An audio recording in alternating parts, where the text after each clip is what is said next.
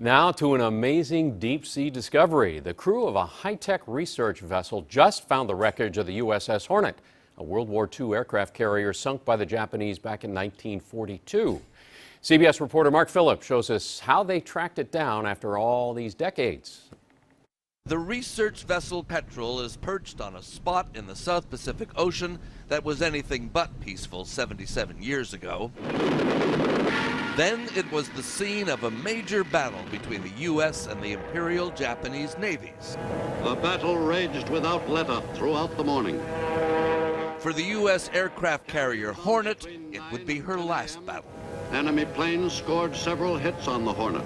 When they left, we were dead in the water. Richard Nowatzki, 95 now, was an 18-year-old gunner on the Hornet. With 140 of her crew already dead, the order was given to abandon ship. The Hornet went to the bottom. Those look like rocks. A bottom 3.5 miles down, which the crew of the Petrel has been scanning with a deep-sea sonar drone. How about in the top left? What does that look like? The drone has brought back an image of something down there that's about the right size and about the right place. This is it. This is Hornet. This is Hornet. This is Hornet. Well done. Got it in one. In a oneer, huh? Fabulous. We set up a video link from the Petrel to Richard Nowatzki in California. I can tell you now that the Petrel, the ship that we're on, which has been looking for the Hornet, has in fact found it. Well, We could even show him the gun he was on during the attack. oh, let's see. This is right at the stern of the Hornet where you were stationed, correct? Right.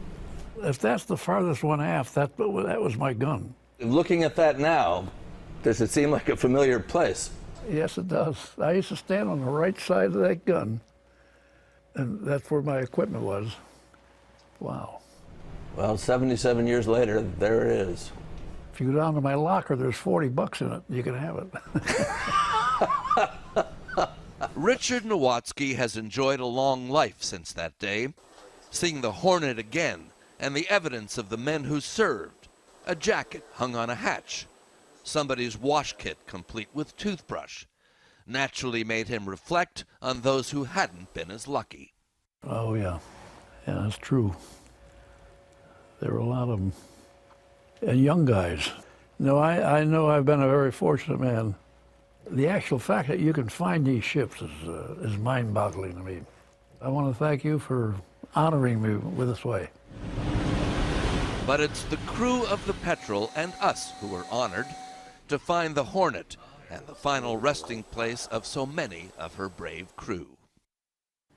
Mark Phillips there. Now, the name USS Hornet may sound familiar, right? It's the same name for the retired aircraft carrier turned museum that is based in Alameda.